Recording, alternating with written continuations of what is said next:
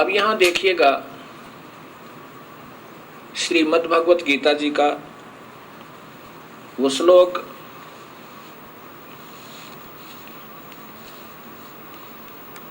जिसमें ये काल स्वयं ब्रह्म कह रहा है कि ये तीनों गुणों के द्वारा जिनका ज्ञान हर लिया, ये गीता प्रेस गोरखपुर से प्रकाशित वही गीता है जो आप देख रहे हैं।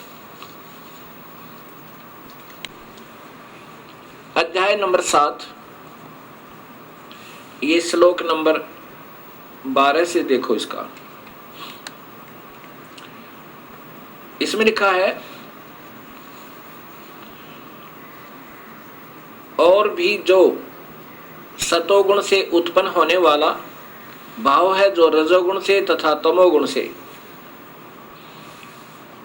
होने वाले भाव, इन सबको तुम मुझसे ही होने वाला ऐसा जान, परंतु वास्तव में मैं उनमें और वे मुझ में नहीं हैं।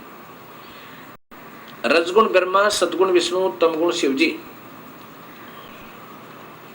अब इसमें ब्रह्म भगवान क्या कहना चाहते हैं कि इस रजगुण ब्रह्मा से, सतगुण विष्णु से, तमगुण शिव जी है, जो कुछ भी हो रहा है, ब्रह्मा शरीर बनवावे यानी प्रेरणा देकर विषय वासना के द्वारा, और विष्णु जी यहाँ सतिथि बनाए रखते हैं मोह ममता पैदा करके, और वो सतोगुण है। और तमोगुण के द्वारा जो संहार हो रहा है ये शिव है, इसका कारण काल न बना रखे। कहते इन तीनों से जो कुछ भी हो रहा है उनका कारण मुझे ही जान, क्योंकि काल को 1,00,000 जीवों का रोज आहार करना पड़ता है, उसके लिए अपने तीनों पुत्रों से ये सब यहाँ का कार्य करवा रहा है। इसलिए कहता कि मैं इनमें नहीं हूं, क्योंकि ये काल अपने 21वें ब्रह्मांड में बाहर रहता है इनतः, और अपने पुत्रों को और सभी यहाँ के ऋषियों को, जीवों को अपने वहां से रिमोट तय अपनी शक्ति से इनको नचा रहा है। अब ये देखिए 21 ब्रह्मांड का चित्र मैंने पहले भी दिखाया था, अब फिर देखिएगा। ये काल के 21 ब्रह्मांड का चित्र है, और ये काल इन 21 ब्रह्मांड से अपने 21वें ब्रह्मांड में इन 20 ब्रह्मांडों में सबको बंद करके न्यारा रहता है। जैसा ऋग्वेद में आपके सामने अभी आया था,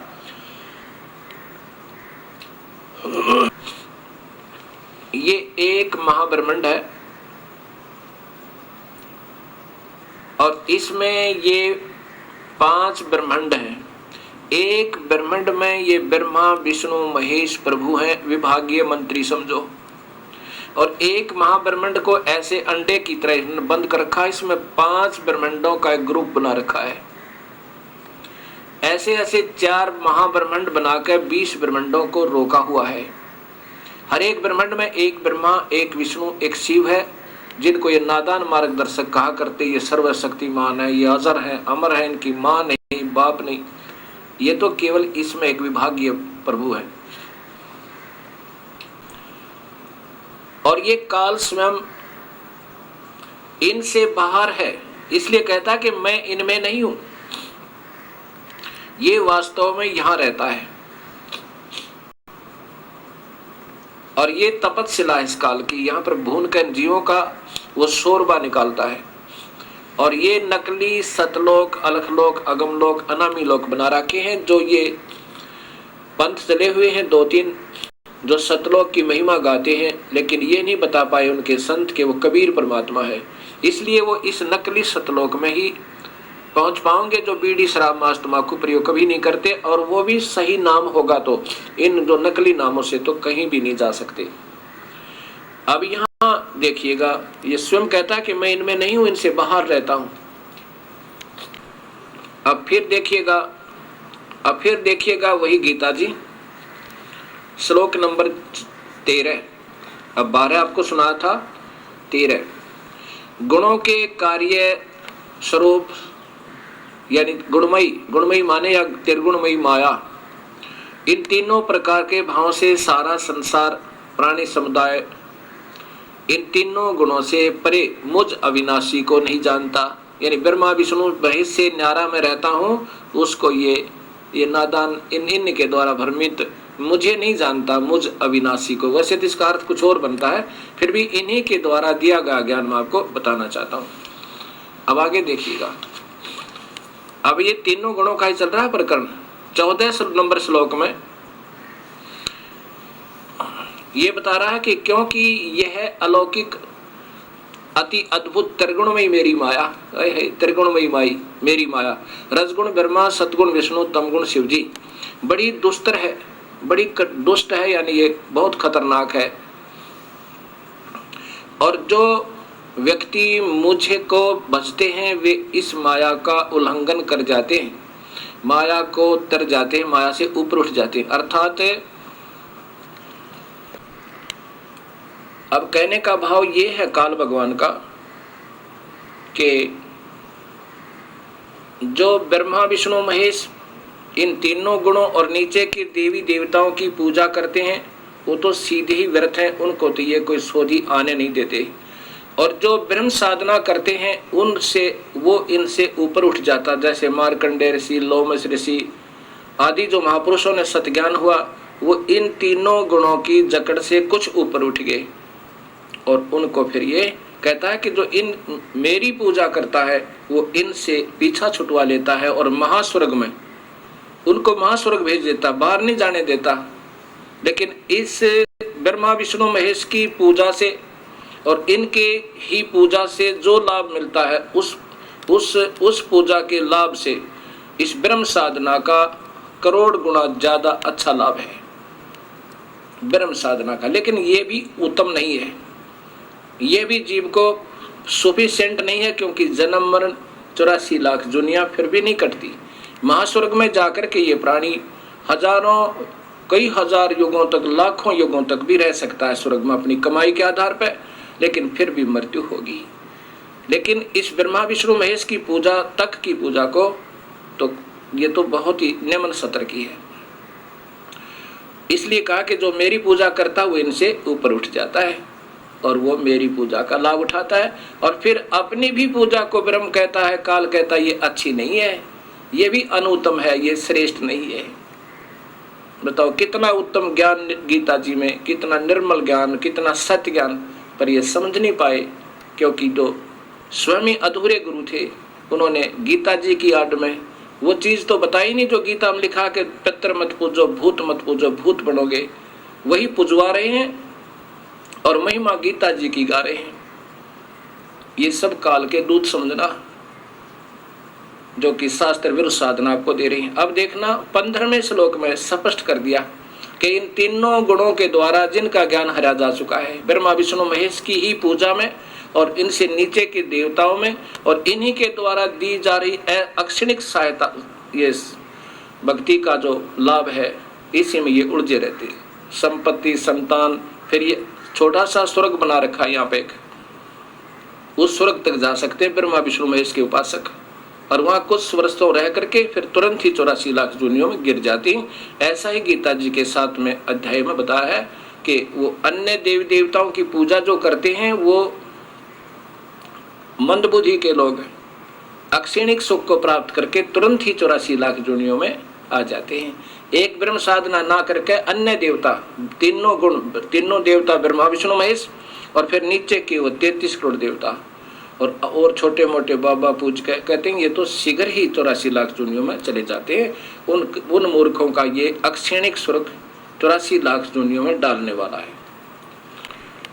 अब देखिएगा उसी गीता जी को अध्याय नंबर 7 के और श्लोक नंबर 15 में कमाल कर दिया। ब्रह्म भगवान ने क्या कहा है, ये श्लोक नंबर 15, इस त्रिगुणमयी माया के द्वारा, क्योंकि इस त्रिगुणमयी माया का ही जिक्र चल रहा है ऊपर से, माया त्रिगुणमयी माया, रजगुण ब्रह्मा, सतगुण विष्णु, तमगुण शिव जी, माया माने जाल, इनके जाल के द्वारा जिनका ज्ञान हरा जा चुका है, असुर स्वभाव को धारण किए हुए नराधमा, मनुष्यों में नीच, इन तीनों गुणों की पूजा तक ब्रह्मा विष्णु महेश और देवी देवताओं की पूजा करने वालों को असुर स्वभाव के यानी राक्षस स्वभाव के और नीच मनुष्य, हे परमात्मा और ये इधर रहेगा, दुष्कृतिन यानी बुरे काम करने वाले, अर्थात वो धार्मिक पूजा ठीक नहीं। दुष्कृतिन लिखा है नीच कर्म करने वाले। एक ब्रह्म साधना को छोड़कर अन्य पूजा जो करते हैं उनको तो दुष्कृतिन, दूषित कर्म करने वाले मूढ़ है, मूर्ख लोग है, और वो मुझे नहीं बचते, अर्थात ब्रह्म साधना नहीं करते। ये आपके सामने गीता जी है। अब आपको इसी का प्रमाण योग वशिष्ठ में दिखाता हूं। अब विचार करने की बात है, ये ब्रह्मा विष्णु महेश भी कभी नहीं कहते हमारी पूजा करो। किसी शास्त्र में ये प्रमाण नहीं है कि उन्होंने स्वयं कहा हो कि हमारी पूजा करो, लेकिन ये अधूरे गुरु जिनको स्वयं ज्ञान नहीं होता, वही इनकी महिमा गाकर इन भोली आत्माओं को उन्हीं के ऊपर आश्रित करते हैं। ये स्वयं कहते हैं कि उस परमात्मा की भक्ति करो। और जैसे हम हनुमान की पूजा किया करते थे, मैं हनुमान की पूजा करता था, श्याम जी की पूजा करता था, हनुमान जी ने कभी नहीं कहा मेरी पूजा करो, क्योंकि वे स्वयं राम भगत थे। और एक भगत की भगत पूजा करे, बताइए इससे बड़ी मूर्खता और क्या होगी। कौन कहेगा, कोई भगत कहेगा कि तू मेरी पूजा कर ले? नहीं कहेगा, कभी नहीं कहेगा। वो तो कहेगा भी गुरुदेव के पास जाओ, उनसे उपदेश ले लो, तुम्हारा कल्याण होगा। अगर ऐसा कोई कहता हो तो दुष्ट आत्मा है, क्योंकि वो स्वयं गुमराह है और वो आप भी डूबे उनको भी डुबोएगा। ऐसा भक्त आत्मा नहीं कर सकते। ऐसे ही ये योग विशिष्ट आपको दिखाता हूं। ये देखिएगा योग वशिष्ठ, और बहुत से संत इसकी आड़ लेकर हुआबाई बकते हैं, जो इसमें लिखा वो नहीं बताते। वशिष्ठ जी पूछते हैं महादेव जी तय कि महाराज जी ध्यान रूप पूजन अर्थात परम पद आदि ये मुझे बताइए। 28वां सर्ग। महादेव जी कहते हैं महर से उस परमात्म देव के पूजने के जितने कर्म, यानी उस परमात्म, अपनी पूजा नहीं लिखी इन्होंने, ये कह रहे हैं उस परमात्म के पूजने के जितने कर्म हैं उन सब में पहले देह अभिमान आदि परित्याग पूर्वक छोड़ देना चाहिए। ये नियम बता रहे हैं। इस परमात्म देव की पूजा है, जैसा भी ध्यान ही, क्योंकि इनको जितना ज्ञान है विचारों को ये उतना ही बता सकते हैं। इन्होंने मेडिटेशन को बताया कि सबसे अच्छा है, लेकिन आगे बताएंगे वो मेडिटेशन से क्या लाभ हो सकता है। आगे देखिए,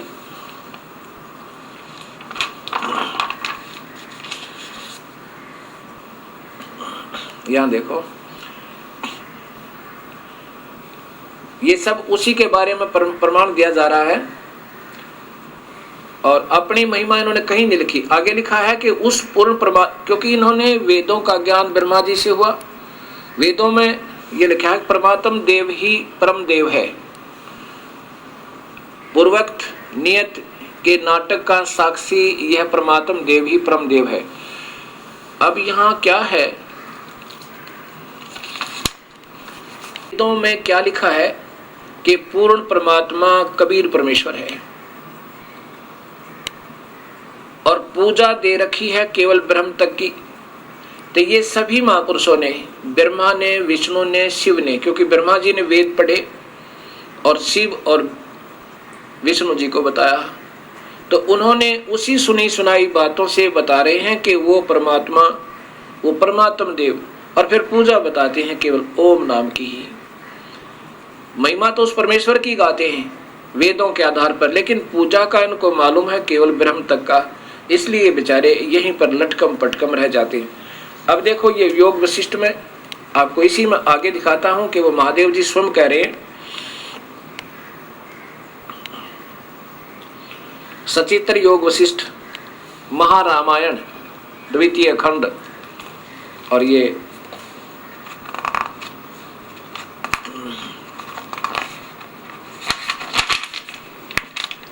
संपूर्ण योग महर्षि वाल्मीकि जी रचित संपूर्ण योग वशिष्ठ महारामायण भाषा सचित्र, और इनके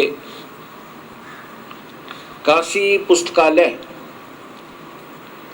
ये गिरधर जी इसके रचयिता हैं यानी संपादक हैं, इसको सरलार्थ करने वाले, और काशी पुस्तकालय इंडस्ट्रियल एरिया मथुरा से ये प्रकाशित है।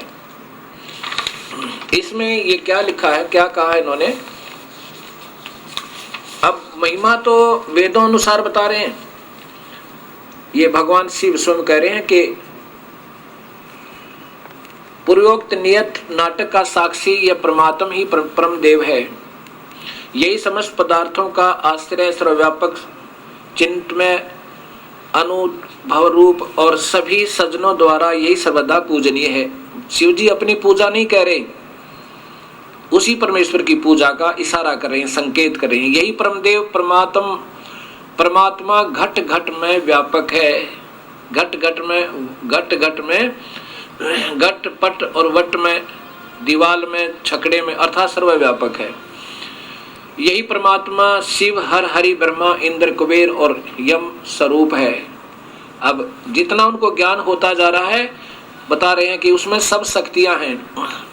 अनेक प्रकार की घटपट की आकृतियों को लेकर असंख्य पदों से बोधित होने वाली, उन आकृतियों को छोड़ने पर एक पद से बोधित होने वाली शतारूप इस जग जाल का उत्पादक महाकाल। ओए होए, देख कितना स्पष्ट लिखा है। ये महाकाल कहते हैं इस परमात्मा देव का द्वारपाल है। देखो ध्यान से, फिर पढ़िए। भगवान शिव कह रहे हैं कि ये महाकाल, ये ब्रह्म, ये तो उस परमेश्वर का पहरेदार है, उस काल का। 21 ब्रह्मांड के मालिक तो उस परमेश्वर का, ये काल तो उसका द्वारपाल अर्थात नौकर है। और इसी का प्रमाण गरीबदास जी देते हैं। इसी का प्रमाण गरीबदास जी स्वयं आंखों देखा हाल विवरण करते हैं कबीर साहब की समर्थता का। क्या कहते हैं? गरीब काल जो पीसे पीसना, जोरा है पनिहारे, ये दो असल मजदूर हैं मेरे सतगुरु के दरबारे। ओए होए, कहते हैं ये काल तो उस कबीर परमात्मा के इशारे पर नाचता है, ये तो मजदूर है उसका। और यही योग वशिष्ठ में भगवान शिव कह रहे हैं वेदों में लिखे आधार पे, क्योंकि ये महापुरुष हैं, ये झूठ नहीं बोला करते। ये तो हमारे जैसे गुमराह करने वाले जिन्होंने स्वयं ज्ञान नहीं, वही एक विभागीय प्रांतीय मंत्री को मुख्यमंत्री, प्रधानमंत्री, राष्ट्रपति बता रहे हैं। अगर उस मंत्री से कोई पूछेगा क्या आप प्रधानमंत्री हो, वो कहेगा नहीं, मैं तो विभागीय मंत्री हूँ। वो झूठ नहीं बोला करते, और वो बताया करते हैं कि वास्तव में शक्तिशाली तो फिर राष्ट्रपति और प्रधानमंत्री है। ये स्वयं नहीं कहा करते परमेश्वर की प्यारी आत्मा ब्रह्मा, विष्णु व शिव, ये स्वयं नहीं अपने आप को सर्वशक्तिमान बताया कहीं पर भी। इन्होंने एक ही परमेश्वर की तरफ, उस पूर्ण ब्रह्म का ही इशारा किया सबके सामने। अब जैसे भक्तात्मा कहते हैं हम श्री राम जाप करते हैं, और उनके हमारे पास विनम्र भाव से पूछा गया, प्रश्न उनका था कि आप बताते हो कि राम जाप नहीं करना, और हमारे गुरुदेव ने तो श्री राम के ऊपर ही पूरी महिमा गाई है कि श्री राम जाप जपना चाहिए, और जय जय राम, श्री राम, जय जय राम, सिया राम, ये जाप बहुत उत्तम बताया। तो भक्तात्मा जैसे श्रद्धा आपकी प्रभु के अंदर बहुत अच्छी बनी हुई है, वो तो बहुत अच्छा है,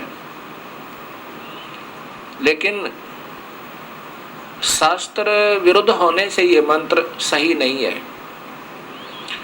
जैसे हम सत साहेब, सतनाम, सत साहेब, सतनाम आदि कहते रहते हैं, ये हमारा मंत्र नहीं है। जैसे पहले ऋषि लोग कहा करते कि राम का नाम जपो भाई, राम राम, राम ही है सर्वस्व।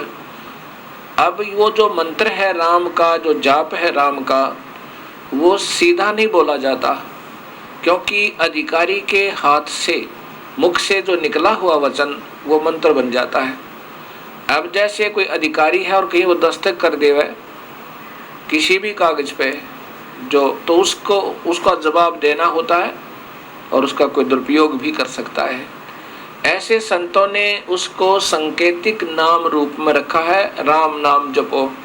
और जब कोई नाम लेने जाते हैं तो उनको वो मंत्र ओम दिया करते थे।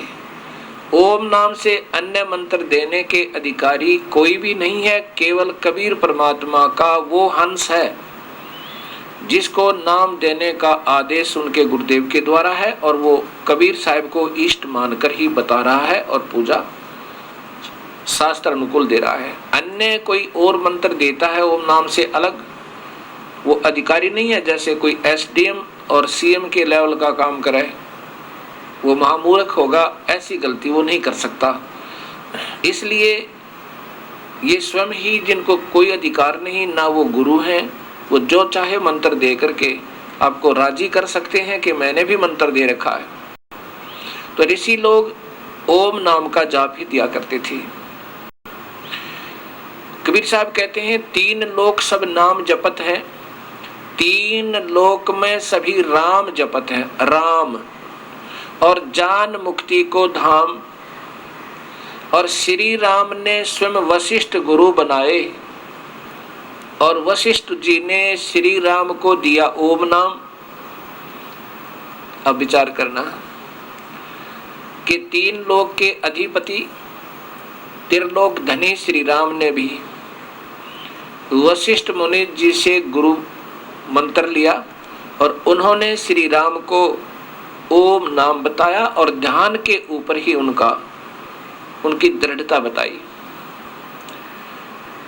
अब यहां विचार करना, कबीर साहब कहते हैं कि तुम तो राम जाप करते हो, राम राम, और श्री राम ने जब मंत्र लिया उन्होंने ओम नाम लिया, क्योंकि वो ऋषिजन वेदों के ज्ञाता थे। उन्होंने इतना ही जाना था कि वेदों के आधार पर ही साधना सत्य होती है और उस एक ही परमात्मा की पूजा करनी होती है। उन्होंने पूर्ण ज्ञान न होने से उस ओम नाम को पूर्ण परमात्मा, पूर्ण ब्रह्म का मंत्र मान के, और वो स्वयं भी जाप करते थे और शिष्यों को भी दिया करते थे। योग वशिष्ठ जो आपने अभी देखा, इसमें श्री राम जब वशिष्ठ जी के पास पहुंचे तब उन्होंने बताया, हे गुरुदेव मेरा आत्म कल्याण कैसे हो। तब उन्होंने वशिष्ठ जी ने कहा कि मैं तुझे जो मार्ग बताऊंगा प्रभु, वो मैंने भगवान शिव से पूछा था, उन्होंने जो मुझे बताया वो मैं तुम्हें बता रहा हूँ। उन्होंने, भगवान शिव ने मुझे बताया था कि उस परमात्मा का ही ध्यान और मंत्र जाप करे और निरभिमान होकर, अभिमान रहित होकर भक्ति करे, तब ये जीव सफल हो सकता है, नहीं तो नहीं होगा। अब यहाँ विचार करना कि श्री राम को वशिष्ठ जी बता रहे हैं कि मैंने महादेव जी से, यानी शिव भगवान, त्रिलोकीय भगवान शिव तक ये पूछा था कि उस परमात्मा का कैसे भजन करें। अब उस शिव को भी जितना ज्ञान है, इस शिव को, त्रिलोकीय शिव को, अब वो भी शास्त्रों के अनुसार जैसे वेदों के आधार पर ही सुनते रहते हैं, और उन्होंने ऐसे ही बताया कि वेदों में ऐसा ही वर्णन है कि कोई और परमात्मा है और उसका जाप करे, ओम ही नाम है उसका, और मेडिटेशन करे, ध्यान करे, यज्ञ करे, जैसा क्योंकि वो स्वयं करते थे ऐसा ही बताया। तो वही श्री राम को वशिष्ठ जी ने बताया कि मैंने शिव जी से पूछा था, वो तुम्हें बता रहा हूँ।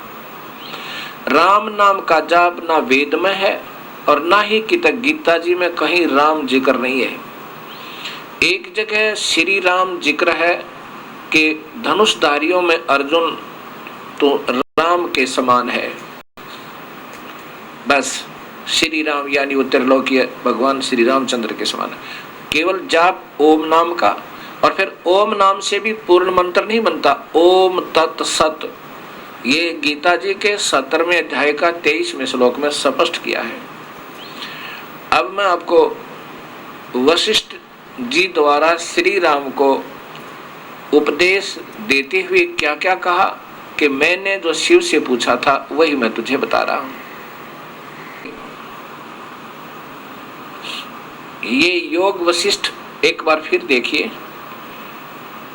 महर्षि वशिष्ठ जी कह रहे हैं श्री राम को कि जो मैंने महादेव जी से पूछा था और उन्होंने मुझे बताया वही मैं तुम्हें वर्णन कर रहा हूं। अब देखिए योग वशिष्ठ।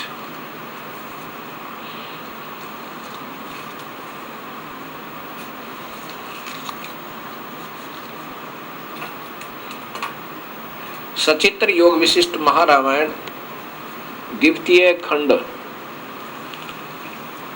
और ये संपूर्ण योग विशिष्ट महर्षि वाल्मीकि जी रचित श्री परमात्माय नमः। महर्षि वाल्मीकि जी रचित संपूर्ण योग विशिष्ट सचित्र भाषा सचित्र द्वितीय खंड, अनंत कोट ब्रह्मांड नायक भगवान श्री राम। ये इनकी अपनी एक विभागीय मंत्री को पूरा कुछ बना दिया क्योंकि इनकी सोच अधूरी रही। यहाँ देखो संपादक कौन है इनके, अनेक ग्रंथों के रचयिता श्री गिरधर जी, काशी पुस्तकालय C14 इंडस्ट्रियल एरिया मथुरा, यहाँ से ये प्रकाशित है। और इसके आप देखो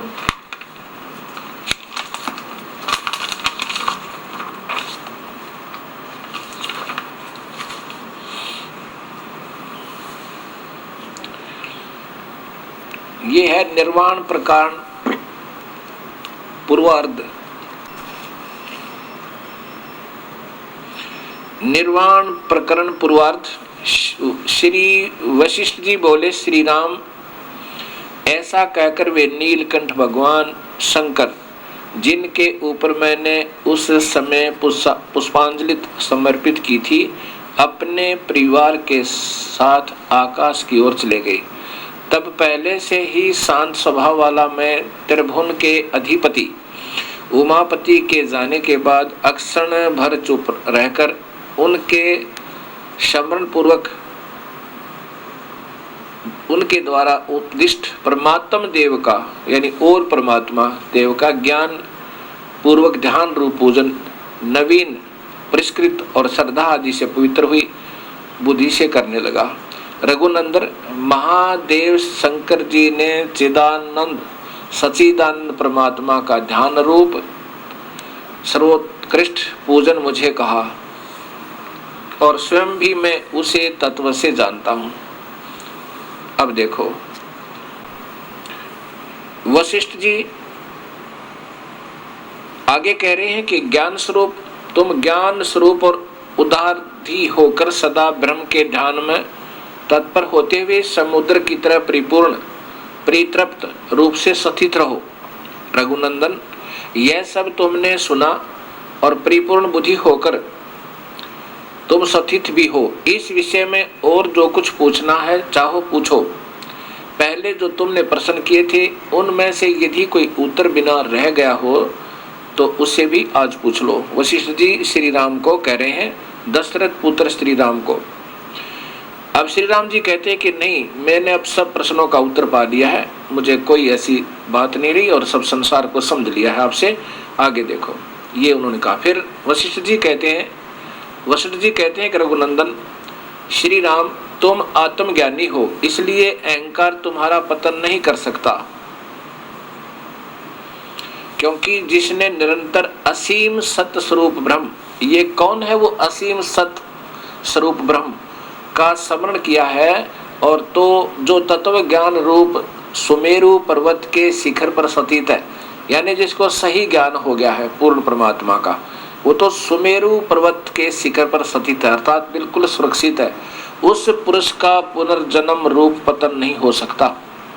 श्री राम तुम्हारा जो ये समय समता एवं सत्यता में स्वभाव मुझे दिखाई देता है, इससे मैं मानता हूं कि तुम संकल्प विकल्प और अविद्या से रहित हो चुके हो क्योंकि आपने अब ज्ञान पूरा सुन लिया, अपने स्वरूप में भली भांति स्थित हुए, अर्थात अब आपने पूरा ज्ञान हो गया है।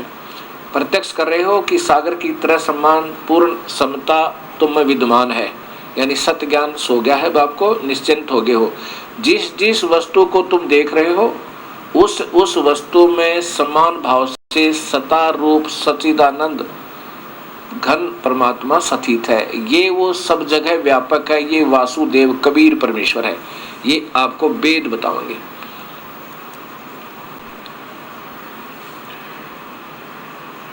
भगवान श्री राम को वशिष्ठ मुनि जी ने ओम नाम बताया। अब यहां आपने देखा कबीर साहब की वो वाणी सत्य सिद्ध होती है। तीन लोक सब राम जपत हैं, जन मुक्ति को धामे। उन्होंने भी श्री राम ने वशिष्ठ गुरु कियो हो, उनको सुनायो ओम नाम। ओम नाम वशिष्ठ मुनि जी ने भगवान श्री राम को दिया। अब यहां विचार करना पड़ेगा कि फिर राम नाम का जाप कराने वाले नादान संत आपको टॉफी दे रहे हैं, मीठी गोली, उनको स्वयं ज्ञान नहीं।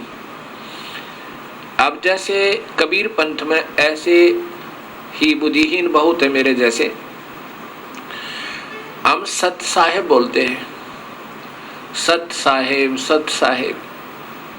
अब कई सत साहेब नाम देने लगे कि बस सत साहेब करते रहो, सत साहेब करते रहो, बेड़ा पार है। और कई केवल सतनाम जपते रहो, सतनाम सतनाम सतनाम। ये जाप नहीं है, ये वो बुद्धिहीन संत देते हैं सतनाम जाप, जिनको मालूम नहीं कि सतनाम और मंत्र है। ऐसे ही राम का नाम कोई और मंत्र है। तीन लोक का राम का नाम है ओम, और परब्रह्म का नाम है, राम का नाम है, वो अलग है। वो तत् कहा है गीता जी के 7वें अध्याय के 17वें अध्याय के 23वें श्लोक में तीन मंत्र का नाम बताया है। ओम तत् सत। ओम तो ब्रह्म का और तत् सांकेतिक मंत्र है, और सत भी सांकेतिक और गुप्त है। ये कोड वर्ड में कहा जाता है। और उसी का प्रमाण श्याम वेद देता है कि वो कबीर परमेश्वर अपनी ही प्राप्ति के लिए स्वयं भी आता है, स्वयं संत बनकर मानुष रूप धार कर, और उसमें सत भक्ति प्रचार करता है पूर्ण परमात्मा की, अर्थात अपनी ही। और वो तीन मंत्र का जाप देके और तीन ही स्थिति में देकर इस जीवात्मा को काल के जाल से छुड़वाता है। वो बंदी छोड़ है। इस प्रकार जब हमें सही नाम का पता चलेगा तभी हम यहाँ से हटेंगे। तो कई कबीर पंथी क्या कहते हैं, सत साहेब जप लो, सतनाम सतनाम, या सतगुरु दयाल, या कोई वैसे ही अपनी मर्जी के मंत्र देते हैं। वो सही नाम नहीं है। एक ऐसे ही जगह में सत्संग सुनने गया तो वहां एक कबीर पंथी महात्मा क्या गा रहा है, सत्य साहिब सत्य साहिब सत्य साहिब जी, सत्य साहिब सत्य साहिब सत्य साहिब जी। और सैकड़ों व्यक्ति उसके पीछे बैठ कर उस बुद्धिहीन के और फिर ऐसे बन रहे। ऐसे ही वो जाप नहीं है और ना ही उसके कहने से कोई लाभ है। वो तो इशारा करता है कि वो सत्य साहिब कौन है, वो सच्चा भगवान अविनाशी परमेश्वर है कौन। ऐसे ही जय राम श्री राम जय जय राम श्री जय राम, ये कोई मंत्र नहीं है। ये तो मन प्रसन्न करने वाली बात है। जब वो है कौन राम, वो कौन मंत्र है उस राम का, ये सारा आपने परिभाषा प्रभु की के अंदर क्लियर हो गया, स्पष्ट हुआ। तीन लोक के राम हैं, ब्रह्मा विष्णु महेश, इनका भी मंत्र अलग है। और 21 ब्रह्मांड का राम वो काल भगवान है जो इनके पिताजी हैं। किनके? ब्रह्मा विष्णु महेश के। और तीन लोक के राम हैं ब्रह्मा विष्णु महेश, और ब्रह्मा विष्णु महेश के पिताजी हैं काल भगवान, वो 21 ब्रह्मांड का राम है। और परब्रह्म जो है अक्षर पुरुष, वो 7 संख्य ब्रह्मांड का राम है।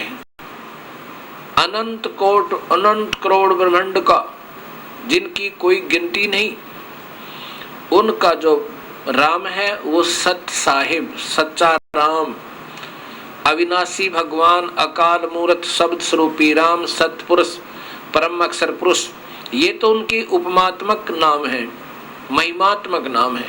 वास्तव में उस शक्तिशाली शक्ति का वास्तविक नाम कबीर है।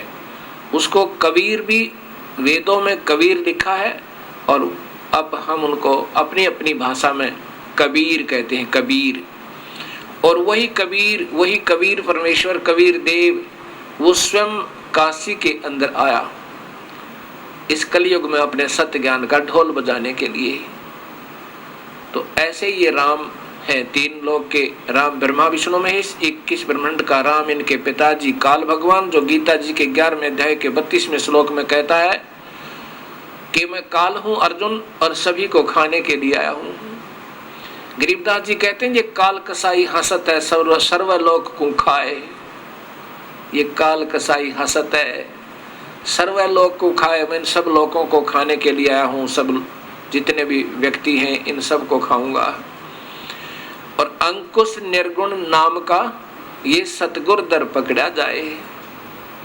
अंकुश इसके लिए कौन सा है? सच्चे नाम का, निर्गुण नाम का एक सार नाम है, उसको सार नाम कहते हैं। उससे फिर ये दूर हो जाता है, ये उस प्राणी के निकट नहीं आ सकता। अगर वो प्राणी सत भक्ति करता हुआ गुरुदेव के चरणों में, गुरु मर्यादा में अंतिम श्वास तक रहता है, जो गुरु मर्यादा भंग कर देते हैं उनके साथ प्रभु नहीं रहेगा, फिर वो काल जाल में फंस जाएगा। अब इस प्रकार ये भ्रमणा भटकना हमारी हट जाएगी, क्योंकि ये सत्य ज्ञान अभी तक हमारे पास नहीं पहुंचा था। अब उसी परमेश्वर की रजा हुई है तो ये प्रारंभ हुआ। अब प्रसंग चल रहा था कि नादान संत शास्त्र विरुद्ध साधना देकर समाज को गुमराह करते हैं। अब यहाँ प्रश्न आता है मन में कि ये कैसे समझें कि सही मंत्र कौन से हैं और गलत कौन से हैं।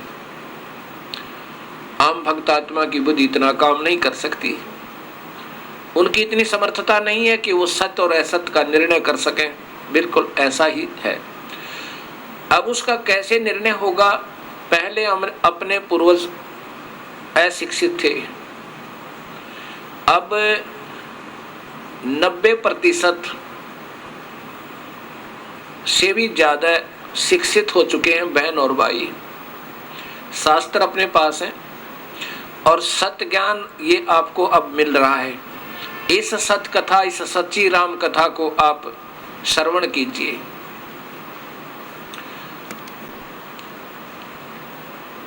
सबसे पहले सृष्टि रचना को आप सुनिए और इसको सत्य मानिए। उसके बाद कोई भी पढ़ा लिखा व्यक्ति जिसको संस्कृत आती हो, इन शास्त्रों को फिर पुनर्देखिए, उनसे सरलार्थ करवाइए, लेकिन उसका दृष्टिकोण पहले ये दृढ़ हो कि ये सत्य कथा सही है सृष्टि रचना की। उसमें कबीर परमेश्वर सिद्ध हो जाएगा और फिर वो बताएंगे कि कैसे भक्ति करनी चाहिए, कैसे नहीं करनी चाहिए। अभी आपने गीता जी में देखा कि तीनों गुणों तक की भक्ति कभी और उससे नीचे की, ये तो अक्षिणिक है। गीता जी के 7वें अध्याय में बिल्कुल स्पष्ट किया हुआ है कि तो अक्षिणिक है, ये अक्षिणिक सुख है और इसको बुद्धिहीन नादान व्यक्ति किया करते हैं। जैसा फिर देखिए गीता जी, अब फिर देखिएगा यही गीता जी श्रीमद् भगवद गीता, गीता प्रेस गोरखपुर से प्रकाशित, और इनके टीकाकार हैं श्री जय दयाल गोविंद का। अब इसके अंदर आप देखिए, जैसा कि आप पहले सुन रहे थे, 15 श्लोक तक आप सुन चुके। अध्याय नंबर 7 के श्लोक नंबर 15 आपने सुना था। अब देखिए इसका दोबारा फिर बता देता हूं, क्योंकि 12 से चलता हुआ आ रहा था ये ज्ञान के तीनों गुणों के द्वारा जो कुछ भी हो रहा अर्जुन, वह मुझसे जान, रजगुण ब्रह्मा, सतगुण विष्णु, तमगुण शिव जी से। और वो माया रूपी जाल के द्वारा, तीन त्रिगुण रूपी माया जाल के द्वारा जिनका ज्ञान हरा जा चुका है, असुर भाव को आश्रिता धारण किए हुए नरात्मा मनुष्यों में नीच दूषित कर्म करने वाले दुष्कृतिन, यानी तीनों गुण रजगुण ब्रह्मा, सतगुण विष्णु, तमगुण शिव जी से नीचे की जो पूजा कर रहे हैं, वो दूषित कर्म करने वाले मूढ़ लोग, मूर्ख, माम न प्रपदन्ते, मुझको नहीं पूजते। ये ब्रह्म कह रहा है, यानी काल कह रहा है कि वो मेरी पूजा नहीं करते।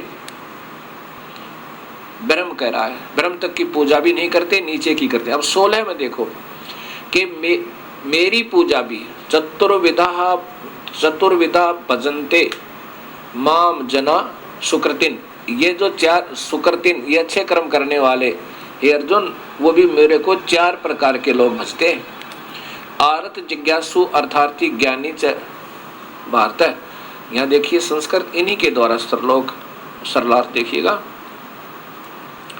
पूरा ले लो। हे भारतवंशियों में श्रेष्ठ उत्तम कर्म करने वाले अर्थार्थी, आरत, जिज्ञासु और ज्ञानी, ये 4 प्रकार के भक्तजन मुझे भजते हैं। अब इसका क्या अर्थ बनता है? भगवान ब्रह्म कह रहे हैं, क्षर पुरुष कह रहे हैं, ज्योत स्वरूपी निरंजन अर्थात काल, ये कह रहा कि अर्जुन मेरी भक्ति भी 4 प्रकार के व्यक्ति करते हैं, जो सुकृतिन यानी सही कर्म भक्ति कर्म करने वाले भक्त। सही कौन? जो वेदों के अनुसार केवल ओम नाम का जाप जपते हैं और वेदों का ही ज्ञान जानने की चेष्टा करते हैं। गीता जी तो बोला जा रहा था उस समय, गीता और वेद एक ही समझो। उसमें बताया कि आर्त का अर्थ होता है जो कोई अपना संकट निवारण करवाने के लिए, लेकिन वेदों के अनुसार ही कर रहा है, वो भी ठीक है। और दूसरा अर्थार्थी, अपने धन सुविधा प्राप्त करने के लिए और कर रहा पूजा वेदों के अनुसार, अन्य पूजा नहीं कर रहा, तो भी वो भी सुकृतिन है। और तीसरा जिज्ञासु, केवल वेदों में से ही ज्ञान जानने की कोशिश कर रहा है, वो भी सही कर्म कर रहा है। उससे नीचे के जो शास्त्रों के अनुसार उलझ रहा है, वो सही कर्म नहीं है उसके, वो दुष्कृतिन है। अन्य शास्त्रों का पठन पाठन भी वेद को छोड़कर, और फिर गीता ही उसका दूसरा प्रारूप है, वेदों का संक्षिप्त। इनको त्याग के अन्य शास्त्रों को किसी के द्वारा उपनिषद हैं, 6 शास्त्र हैं, 11 उपनिषद हैं, अगर इनके ऊपर उलझता है तो वो सही कर्म नहीं है, वो दुष्कृतिन है और ये सुकृतिन है। और ज्ञानी जिसने वेदों को जान लिया ढंग से कि केवल एक प्रभु की पूजा करनी है और वो परमात्मा पूर्ण ब्रह्म है, उसको छोड़कर ना ब्रह्म की करनी ना परब्रह्म की करनी। अब वो नादान आत्मा, क्योंकि वेदों को पढ़ा जरूर ज्ञानियों ने, विद्वान पुरुषों ने, ब्राह्मणों ने, ब्राह्मण सोए जो ब्रह्म पहचाने, प्रभु को जान ले कि एक प्रभु की साधना से जीव छुटकारा होगा, अन्यथा नहीं होगा, वो ज्ञानी हो गए। अब उनमें क्या कमी रही? इस काल भगवान ने वेदों में ज्ञान तो पूर्ण दे रखा, पूर्ण परमात्मा कबीर परमेश्वर का, और पूजा दे रखी है केवल ब्रह्म की, अपने ही तक की ओम नाम दे दिया। इसलिए इनको ज्ञानियों को ये तो ज्ञान हो गया कि एक प्रभु की भक्ति करनी है। तो यहाँ अगले श्लोक में 17वें श्लोक में कहते हैं कि ये ज्ञानी है तो उद्धारात्मा, उद्धार माने अपना सिर भी दे दे भगवान पाने के लिए तो भी टाला नहीं, लेकिन ये मेरी ही द्वारा दी जाने वाली राहत अर्थात चौथी मुक्ति तक ही सीमित है। ये मेरे ही द्वारा दी जाने वाली अनुत्तम, ये 18वां श्लोक है, अनुत्तम सतिथि में, घटिया सतिथि में ही आश्रित है। यानी मेरी ही द्वारा दी जा रही मुक्ति यानी ओम नाम से मिलने वाली राहत पर ही रह गए, क्योंकि इनको पूर्ण परमात्मा का ज्ञान नहीं हुआ। ऐसा ही बात आगे देखिएगा। अब वही गीता जी के अंदर 7वें अध्याय का 17वां श्लोक देखिए। ये 16वां आपको मैंने बता दिया। कि अब 17वें में है कि जो इन्होंने थोड़ा सा अपने हिसाब से किया है, क्योंकि इनको पूर्ण ज्ञान नहीं था बलि आत्माओं को। मैं इसमें लिखा 17वें का सरलार्थ किया कि उनमें, क्योंकि वो ज्ञानी आत्मा अर्थार्थी ये 4 प्रकार के मुझे बचते हैं, उनमें नित्य मुझ में युक्त, नित्य युक्त है। आगे देखिए, एका भक्ति, एक परमात्मा की भक्ति में, अनन्य भक्ति में ज्ञानी भक्त, ज्ञानी अति उत्तम है। यानी जिनको ज्ञान हो गया वो सही है, और क्योंकि मुझको तत्व से जानने वाले ज्ञानी को मैं पसंद हूं, और वो ज्ञानी मुझे पसंद है, क्योंकि वो ब्रह्म साधना कर रहा है, इसलिए कह रहे हैं कि वो मुझे अच्छा लगता है। अब ये ब्रह्म भगवान कह रहे हैं, क्षर पुरुष ज्योत स्वरूपी निरंजन काल भगवान, कि अर्जुन जो ज्ञानी है ना, उनको तो मैं अच्छा लगता हूं, क्योंकि उनको ज्ञान हो गया वेदों के अनुसार कि एक प्रभु की भक्ति करें, और वो मेरी भक्ति कर रहे हैं, इसलिए मुझे अच्छे लग रहे हैं। वो नीचे की तीनों गुणों की, रजगुण ब्रह्मा, सतगुण विष्णु, तमगुण शिव जी, और अन्य उपासना नहीं कर रहे आन देवताओं की, इसलिए वो मुझे पसंद है। मैं उनको ऐसा सुख दूंगा, क्योंकि ब्रह्म साधना से जो सुख होता है, जो राहत मिलती है, प्रभु तो नहीं मिलते वेदों के अनुसार। ब्रह्म साधना करने से ये मालिक प्राप्ति नहीं है, ये तो बिल्कुल स्पष्ट है। वो भी अभी बताऊंगा गीता जी के 11वें अध्याय में। लेकिन उनको जो एक ब्रह्म की साधना करते हैं, चाहे वो पूर्ण ब्रह्म मानकर ही कर रहे हैं, ओम नाम के जापते हैं, तो उसका प्रतिफल उन्हें मिल रहा है। वो इतना अच्छा है कि करोड़ गुना साधना, ब्रह्मा विष्णु महेश की उपासना से करोड़ गुना लाभ जो है ब्रह्म साधना से होता है। वो महास्वर्ग में चले जाते हैं। इस काल के द्वारा हर ब्रह्मांड के अंदर एक ब्रह्मलोक बनाया हुआ है, उस ब्रह्मलोक के एक कोने में महास्वर्ग बना रखा है, और वहां चले जाते हैं। वहां ये काफी युगों तक, वहां हजारों कई लाखों युगों तक उस महास्वर्ग में रहते हैं, लेकिन फिर भी जन्म मरण है। इसलिए आगे कहेंगे 18वें श्लोक में कि मेरे द्वारा दी जा रही राहत भी उत्तम नहीं है, अनुत्तम है। ये स्वयं काल भगवान, ब्रह्म भगवान कह रहे हैं, जो गीता में बोल रहे हैं। अब आप देखिए वही गीता जी।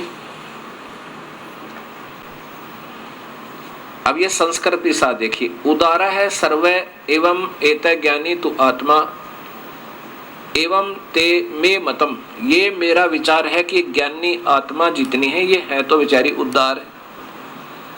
ये तीनों ने किया, मेरा स्वरूप है इनका, इतना विचारों का पूरा ज्ञान ना होने से किया। सीधा अर्थ बना है कि ये जितनी भी ज्ञानी आत्मा वेदों के अनुसार जिनको ज्ञान हुआ, वो है तो उदार, सिर देने की भी टाल नहीं परमात्मा के पाने के लिए। ये मेरा विचार है।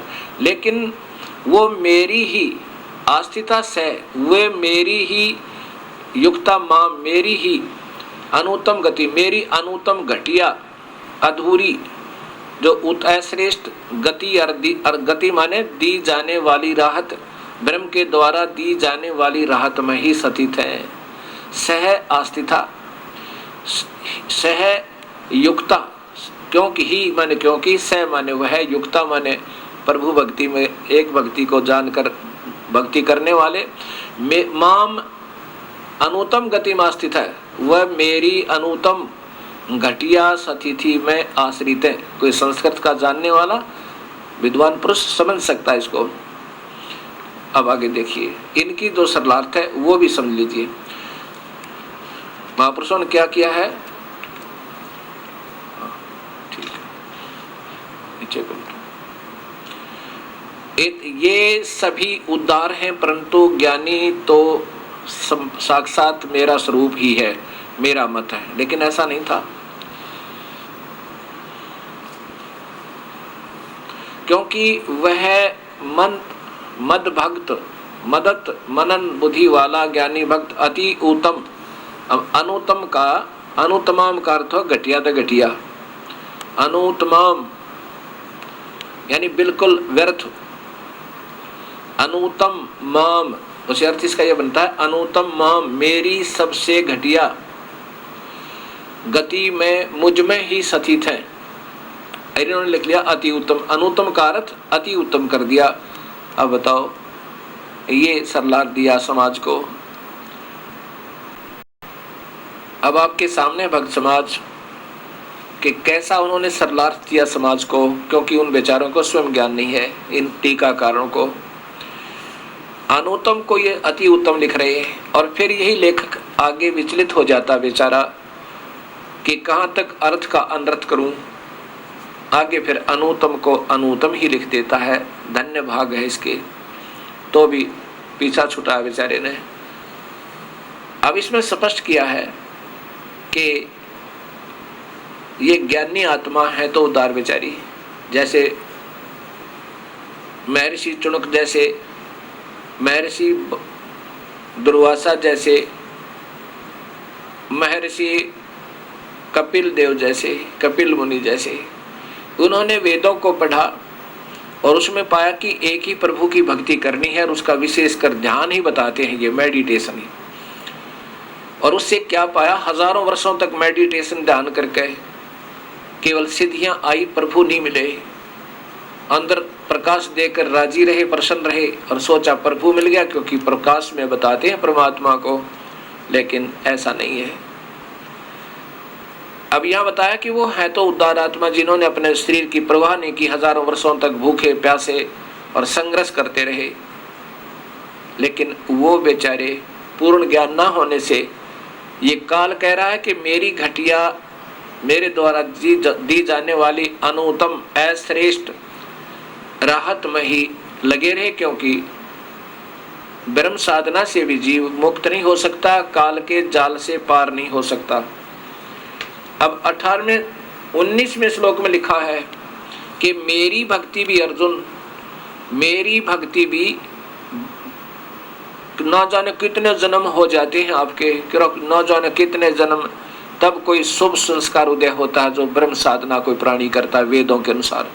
ऐसा भी बहुत जन्मों के बाद तुम्हें सुअवसर प्राप्त होता है, नहीं तो नमन सत्र की साधना में जीवन व्यर्थ करते रहते हो। और ऐसा महात्मा जो उस पूर्ण परमात्मा को ही माने कि वो है सर्वव्यापक, और वो पूर्ण परमात्मा कौन है उसको समझे, ऐसा तो बहुत ही दुर्लभ है। ऐसा कोई बताने वाला उस परमेश्वर के बारे में, वो तो बहुत ही दुर्लभ है। अब देखो, ये गीता जी के 7वें अध्याय का ही 19वां श्लोक है। बहुनाम जन्मानाम अन्ते ज्ञानवान माम प्रबदते। कितना स्पष्ट लिखा है कि बहुत जन्मों के बाद, बहुनाम जन्मानाम, ये ज्ञानवान, बहुत कोई ज्ञानी पुरुष होता है, बहुत जन्मों के बाद उसको सुअवसर मिलता है कि ब्रह्म साधना करता है। और वासुदेव सर्वमिति स महात्मा दुर्लभ है, सो दुर्लभ है। वासुदेव सर्वमिति, जो उस पूर्ण परमात्मा, सर्वव्यापक परमात्मा को सर्वस्वा मानता है, सर्वम यानी सब कुछ है, ब्रह्म पूर्ण नहीं है, और ब्रह्मा विष्णु महेश तो बहुत अधूरे है। ऐसा कोई बताने वाला सह महात्मा सो दुर्लभ है, वो संत तो बहुत ही दुर्लभ है। और उसी को ढूंढो अर्जुन, अगर उस परमात्मा को पाना है तो वो आपको 4थे अध्याय का 34वां श्लोक बताता है। अब देखिएगा, वही गीता जी अध्याय नंबर 4, अध्याय नंबर 4 का और श्लोक नंबर नीचे देखिएगा 33 या 33 से देखिएगा। कहता है श्रेयान धर्मयात यगात ज्ञान यज्ञ प्रणतप सर्वम कर्म अखिलम भारत पार्थ ज्ञाने परिसमाप्ते। इसका क्या अर्थ है? श्रेयान, ये ज्ञान यज्ञ जो है, ज्ञान यज्ञ कौन सी है? जो पूर्ण संत, जो सत्य ज्ञान बतावे पूर्ण परमात्मा का, सत्संग सही ज्ञान जो देता है, वो ज्ञान यज्ञ कहलाती है। ज्ञान यज्ञ में जब सही ज्ञान हो जाएगा, उसके अंदर उससे द्रव्यमयात यज्ञ, द्रव्य से होने वाली यानी धन से होने वाली हवन धर्म भंडारे, उनसे ज्ञान यज्ञ अति श्रेयान श्रेष्ठ है। हे अर्जुन, अगर ज्ञान हो गया तो कुछ पता चलेगा कैसे भक्ति करनी चाहिए, और ज्ञान नहीं हुआ वैसे ही कर रहे हैं तो वो साधना अधूरी है। इसलिए कहा कि श्रेयान धर्मयात द्रव्य यज्ञ से ज्ञान यज्ञ अर्थात सत्य ज्ञान यज्ञ ये सबसे उत्तम है। 5 यज्ञ हैं। एक यज्ञ है धर्म की, दूसरी यज्ञ ध्यान, तीसरी यज्ञ हवन की, चौथी यज्ञ परिणाम और 5वीं यज्ञ ज्ञान की। यानी सही ज्ञान होगा तभी तो भक्ति करने पर जीव लगेगा। अब फिर लिखा कि सर्व कर्म अखिलम पार्थ ज्ञाने परिसमाप्ते। अब सभी ज्ञान में सभी कर्म जो अधूरी साधना हम कर रहे थे वो सत्य ज्ञान होने पर अपने आप समाप्त हो जाती है। इसलिए भगवान कह रहे हैं कि जब तुझे सही ज्ञान हो जाएगा उसमें तेरे सारे कर्म समाप्त हो जाएंगे। अर्थात ये छोटी मोटी पूजाएं जो तू कर रहा है ये कभी नहीं करेगा। इसलिए ज्ञान यज्ञ इस द्रव्य युग से ज्यादा श्रेष्ठ है। यज्ञ तो सारी ही करनी है। एक यज्ञ धर्म की, जैसे भंडारे करते हैं गुरु आज्ञाता है, जहाँ धार्मिक होते हैं ये अनुष्ठान होते हैं गुरु के आदेश से, गुरु की कृपा से, वो गुरु के सामने जो करवाए जाते हैं धर्म भंडारे चलते हैं। एक यज्ञ धर्म की, दूसरी यज्ञ ध्यान। मेडिटेशन भी एक ध्यान एक यज्ञ है। अब ध्यान से सुनना कि अब मेडिटेशन के ऊपर काफी प्रश्न आए भक्तों के कि हमारे गुरुजी तो ध्यान ही की ज्यादा महिमा बताते हैं, और योग वशिष्ठ में भी जैसे ध्यान पर ही जोर दिया है भगवान शिव ने भी। अब ये ध्यान है क्या? ये भी एक यज्ञ है। ध्यान भी एक यज्ञ है, और प्रणाम दंडवत प्रणाम करना ये भी एक यज्ञ है, यज्ञ होता है। और फिर ज्ञान यज्ञ, ज्ञान यज्ञ ये सत्संग परिभाषा प्रभु की, ये ज्ञान यज्ञ है।